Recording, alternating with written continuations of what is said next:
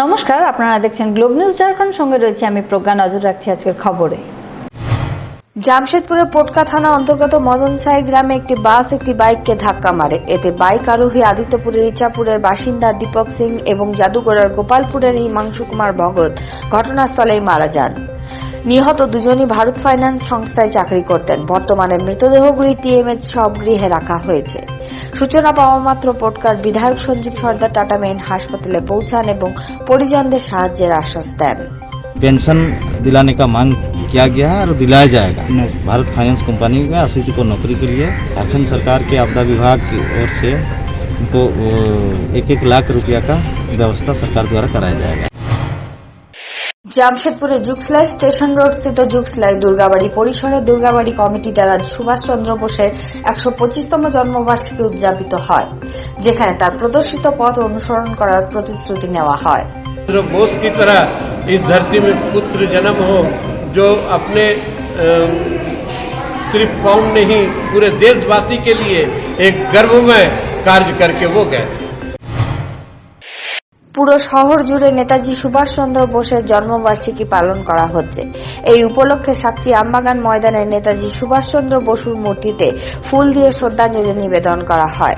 এই উপলক্ষে ঝাড়খণ্ড সরকারের স্বাস্থ্যমন্ত্রী বান্না গুপ্তা সহ শহরের সামাজিক সংগঠন এবং অন্যান্য দলের রাজনৈতিক লোকেরাও নেতাজির মূর্তিতে মাল্যার্পণ করে শ্রদ্ধাঞ্জলি নিবেদন করেন।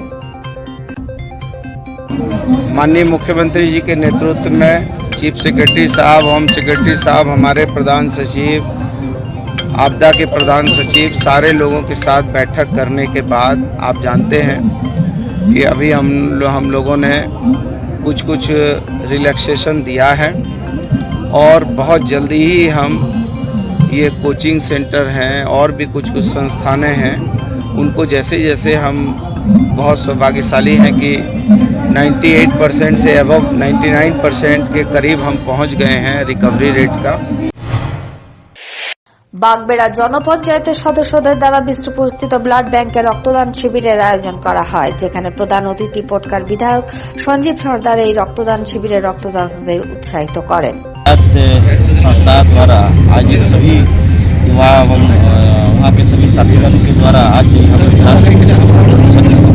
रखा और हमें लगता है कि आने वाला दिन में भी उनका द्वारा जो क्षेत्र में सामाजिक कार्यक्रम में गतिविधि है, लगता है कि आने वाला दिन में शुरू इस ब्लड डोनेशन से नहीं और भी क्षेत्र में कि जिस तरह से जागरूक करके आने वाले दिनों को लोगों को जो जानकारी दे रहे हैं, हमें लगता है कि जो उद्देश्य है कि जन जागरण करके लोगों तक पहुंचाना, तो कहीं ना कहीं हम लोग को कोई भी की समस्या के बारे में कि चाहे ब्लड डोनेशन की हो, चाहे बेसिक कैंप के माध्यम से, कि अपने ओर से हद तक लोगों आगे तक ले जा पा रहे हैं।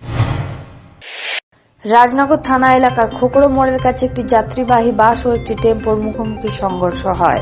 সংঘর্ষ এতটাই প্রবল ছিল যে টেম্পোটি পুরোপুরি ক্ষতিগ্রস্ত হয়ে যায়। টেম্পুতে একটি 10 বছরের ছেলে সহ তার জ্যাঠাও আহত হয়। রাজনগর পুলিশের সাহায্যে আহতদের দ্রুত রাজনগর সিএইচসিতে নিয়ে যাওয়া হয়, যেখানে প্রাথমিক চিকিৎসার পরে তাদের গুরুতর অবস্থা থেকে চিকিৎসকরা এমজিএম হাসপাতালে রেফার করে দেয়।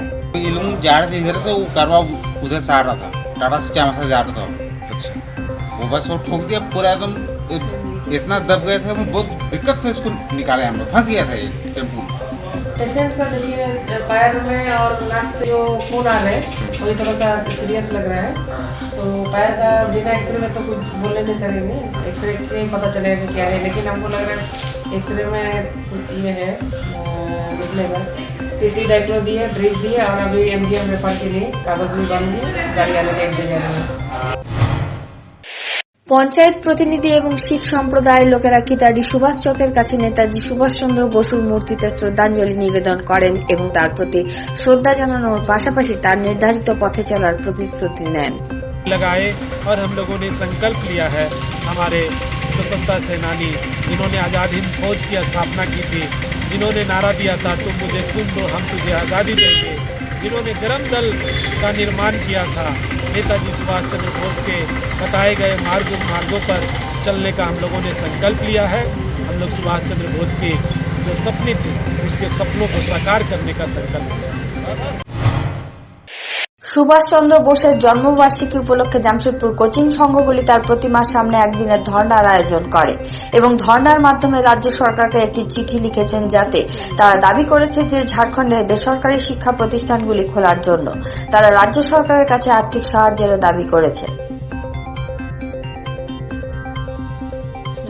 कि झारखंड सरकार कोचिंग के बारे सोचे। पूरे झारखंड में कोचिंग इंस्टीट्यूट बंद है, आर्थिक संकट से जूझ रही है कोचिंग इंस्टीट्यूट, लेकिन सरकार का ध्यान नहीं है। सारी चीज खुल चुकी है पूरे झारखंड में और सभी राज्य में, लगभग सभी राज्य में कोचिंग इंस्टीट्यूट खोल दिया गया है। सिर्फ झारखंड में बंद रखने का क्या उचित है, ये समझ से परे है। ये ऑनलाइन क्लासेज जो चल रही है उसमें जिस प्रकार से टीचर मेहनत कर रहे हैं हमारे, उसके उस हिसाब से ना बच्चे फीस देते हैं और सभी जगह पर नेटवर्क भी नहीं है, जिसके चलते एंड्रॉयड फोन नहीं होने से ग्रामीण क्षेत्र के बच्चे ना तो क्लास कर पा रहे हैं और ना उनको कुछ समझ में भी आ रहा है। সরাইকেলা খারসাওয়া পুলিশ বৃহস্পতিবার সন্ধ্যায় আদিত্যপুর থানা অন্তর্গত মাঝিটোলায় গুলি চালানোর ঘটনাটি প্রকাশ করে 3 জন অপরাধী বিকাশ কুমার সিং, চন্দন প্রসাদ এবং উপেন্দ্র কুমার মণ্ডলকে 7.65 mm এর দেশি পিস্তল সহ গ্রেপ্তার করেছে। कुमार सिंह जिसने गोली चलाई थी वो गिरफ्तार कर लिया गया है।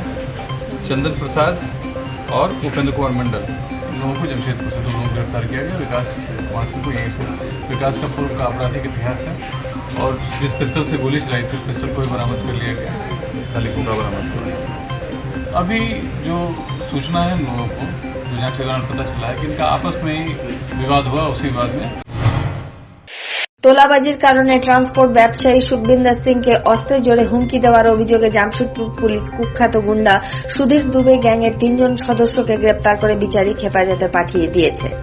बेसिकली रंगदारी अमाउंट तो नहीं पता है, अमाउंट के लिए मेनली नहीं है। इशू क्या है कि इनका जो दोनों का क्रशर है वहाँ पर हाथा मोड़ में है। सुधीर दुबे जो रिंकू खान है, पहले अप्रैल 30 को जो कांड हुआ था उसमें रिंकू खान भी जेल गए थे, उनके क्रशर को देखभाल सुधीर दुबे द्वारा संचालन किया गया था। तो बीच में उस क्रशर से जो सामान ले जाने के लिए, गिट्टी ले जाने के लिए जो रास्ता था वो गांव में जो लोगों को द्वारा उसमें बंद कर दिया गया है। तो फिर उसके बाद जब सुधीर दुबे जेल गया तो वो बंद पड़ा हुआ क्रशर। अभी उनको कहना है कि जो इनका संचालित क्रशर है, इनके लिए जो रास्ता दिया हुआ है गाँव लोगों द्वारा, इसी के द्वारा उनका भी क्रशर का माल ले जाने के लिए बात हो रही थी। तो उसी को क्रशर बनाने के लिए, या नहीं तो फिर मंथली क्रशर नहीं, ये सुधीर दुबे का आदमी है, सुधीर दुबे के साथ में है, हो सकता है कि उसके सम्मिलित हो।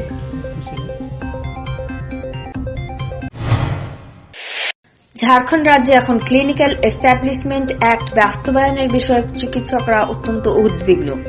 আইএমএ এই মুহূর্তে রাজ্য সরকারের কাছে বর্তমানে এই আইনটি প্রয়োগ না করার জন্য রাজ্য সরকারকে অনুরোধ করেছে।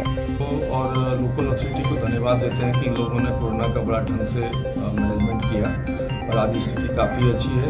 वैक्सीन भी स्टार्ट हो गया है, वैक्सीन भी चल रहा है, तो ये बड़ी खुशी की बात है हम लोगों के लिए भी, शहर के लिए भी। दूसरा जो सबसे इम्पोर्टेंट प्रॉब्लम है वो ये है कि क्लिनिकल एस्टेब्लिशमेंट एक्ट जो सेंट्रल में लागू हुआ वो सभी स्टेट को दे दिया गया था कि अपने हिसाब से आप इसको मैनिपुलेट करके अपने यहाँ लागू कर सकते हैं। आप अब तक किसी तरह का एक्टिविटी हमारे झारखंड में हमारे ख्याल से बहुत नहीं था। कुछ लोग रजिस्ट्रेशन कराया होंगे, बट आईएमए भी इस पॉइंट पर क्लियर नहीं थी कि क्या स्टैंड है। रिसेंटली जो नोटिस आई हम लोगों के चीफ सेक्रेटरी से, हेल्थ सेक्रेटरी से कि 30 तारीख के अंदर में सभी क्लिनिकल एस्टेब्लिशमेंट एक्ट में रजिस्ट्रेशन करा लें, अन्यथा पहला, दूसरा और तीसरे बार में 50,000, 2.5 लाख और 5 लाख का फाइन किया जाएगा। ये थोड़ा से असंगत ऐसा लग रहा है देख करके कि 10 दिन में कैसे करा लें, क्या कराएं, कैसे कराएं। 80% 70% डॉक्टर्स को कुछ पता नहीं है कि एस्टेब्लिशमेंट एक्ट कैसे रजिस्ट्रेशन कराएं, कहाँ कराएं और इस 10 दिन में कैसे संभव है। हम लोग का एक बात बोलने का है कि जब झारखंड जैसा शहर में, देश में, राज्य में जहाँ गरीबी अभी भी कंपेरेटिवली अधिक है, काफ़ी गरीब तबके के लोग भी हैं, जहाँ छोटा क्लिनिक में डॉक्टर कम से कम खर्च में पेशेंट का इलाज करता है और उन्हें ठीक कर लेता है। वैसा कंडीशन में ये अगर लागू हो जाता है, उस कंडीशन में ये लागू करने के लिए काफ़ी ज़मीन चाहिए, बहुत तरह के रिक्वायरमेंट है जो उसको फिलफिल करना पड़ेगा, जो कि संभव नहीं है, प्रैक्टिकल नहीं है। और वैसा केस में गरीबों का इलाज नहीं हो पाएगा और कॉरपोरेट को बढ़ावा मिलेगा इसमें, जहाँ की लोग इलाज कराने में परेशान हो जाएंगे। इसलिए हम रिक्वेस्ट करते हैं सरकार से एज ए IMA बॉडी कि इस नियम को फिर से एक बार रिव्यू किया जाए और इस पर एक बार फिर से कमेटी बना के डिस्कस किया जाए, डॉक्टर को उसके बारे में पूरा ज्ञान दिया जाए और उचित तरीक़ा से अगर रजिस्ट्रेशन कराना है तो मिनिमम खर्च पर रजिस्ट्रेशन कराने का सुविधा हो, बट प्रॉपर टाइम दिया जाए ताकि डॉक्टर सही टाइम में जाकर रजिस्ट्रेशन करा सके। तीसरा चीज़ है कि डॉक्टर जो डेथ हुआ है अभी कोरोना की बीमारी में, उनको अभी तक कंपनसेशन का कोई स्थिति बहुत क्लियर नहीं है। काफ़ी दिन से सुन रहा है कि स्टेट से आ रहा है मैसेज, हमारे पास भी 2 बार 3 बार मैसेज आया कि जल्दी भेज दिए हम लोग भेज दिए, पर इतना लंबा टाइम होने के बाद भी अभी तक किसी को कुछ पैसा मिला नहीं। 6 डॉक्टर जमशेदपुर के थे, तो थोड़ा सा दुखद लगता है कि उस समय तो लोग जान दे करके लड़के काम किया। अब हम ही लोग देखिए अब सर्विस नहीं कर रहे हैं, प्रैक्टिशनर हैं, और इसी साहब से बात हुई थी कि नहीं सब प्रैक्टिस कीजिए, नहीं तो फिर TMH में या MGM में बहुत बेसी लोड पड़ जाएगा और पेशेंट्स का। उसको देखते हुए हम लोग सबों ने प्रैक्टिस कंटिन्यू कर दिया। इसी दरमियान हम भी बीमार पड़ गए, सेक्रेटरी साहब बीमार पड़ गए, हमारे वाइस प्रेसिडेंट बीमार पड़ गए, बहुत से डॉक्टर बीमार पड़ गए। तो हम लोग तो भरसक कोशिश किए कि हाँ इस महामारी में लोगों को सहायता करें, अपने जान दे करके, अपना कष्ट करके भी करें, तकलीफ लेकर भी करें। तो सरकार तरफ से भी बनता है कि जो परिवार खत्म हो गया, जिसके परिवार में जो मेन मुखिया थे वो चले गए, तो उनको जल्दी से जल्दी कुछ हेल्प किया जाए। साधारण रोड पर एक्सीडेंट होता है, चारों तरफ घेराव होता है, तो लोग 10 लाख 5 लाख गवर्नमेंट तुरंत दे देती है। गवर्नमेंट क्या घोषणा कितना मिलना था? 50 लाख मिलना था, 50 लाख, लेकिन अभी तक किसी को कुछ नहीं मिला। तो बड़ा दुखद बात है और लगता है सब चीज़ आदमी को कि नेक्स्ट टाइम से अगर कुछ भगवान न करे ऐसा कुछ हो, नेक्स्ट टाइम से कोई विश्वास नहीं करेगा गवर्नमेंट पर कि गवर्नमेंट को कुछ हेल्प करने जा रही है, तो गवर्नमेंट का साथ खराब होगा। इसलिए हम लोग गवर्नमेंट से भी रिक्वेस्ट करते हैं कि इस बात पर भी कंसिडर करें। পোটকা ব্লকের পিছলি গ্রামের বাসিন্দা রমেন ভকতের একমাত্র ছেলে ভুবনেশ্বর ভকত বিগত বেশ কিছু বছর ধরে মানসিক ভারসাম্যহীনতার কারণে চিকিৎসাধীন ছিল। গতকাল সন্ধ্যায়ও বেরোনোর পর ফিরে না এলে পরিবারের সদস্যরা গভীর রাত অবধি চতুর্দিকে তার খোঁজ করেও তাকে পায়নি। এরপর পিছলি গ্রামে যেখানে দুলদুলি মেলা হয় ঠিক তার সামনে নদীর উপরের গাছে ফাঁসি লাগিয়ে ঝুলন্ত অবস্থায় মানসিক ভারসাম্যহীন ভুবনেশ্বর ভকতের মৃতদেহ পাওয়া গেছে। সূচনা পাওয়ার পরে পোটকা থানার ইনচার্জ ঘটনাস্থলে পৌঁছায়।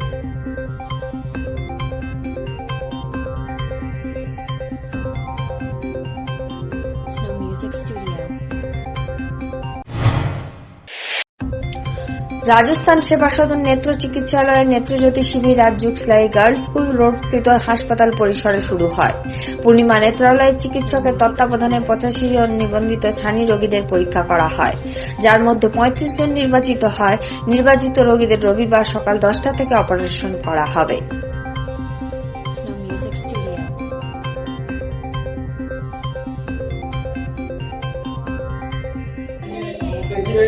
कोविड के बाद बीच में काफी लोगों को कठिनाई हुई, लेकिन और भी हम लोग का एक ब्रांच है जिसके लिए हुआ। लेकिन आज से जो हम लोग का यहाँ शुरुआत हो गया, अभी लगातार चलेगा। इसके बाद फिर कैंप लगेगा, उसके बाद फिर कैंप लगेगा, और जो यहाँ डॉक्टर ऑपरेशन करते हैं, जो इसका क्वालिटी रहता है, जो यहाँ का चश्मा दिया जाता है या लेंस दिया जाता है, इसका अपने आप में क्वालिटी है। और आप लोग आए हैं, हम चाहेंगे ईश्वर से कि आप एकदम स्वस्थ रहें, आपकी आंखें एकदम बढ़िया हो। इसी के साथ मैं आप सभी को बहुत बहुत धन्यवाद देता हूँ।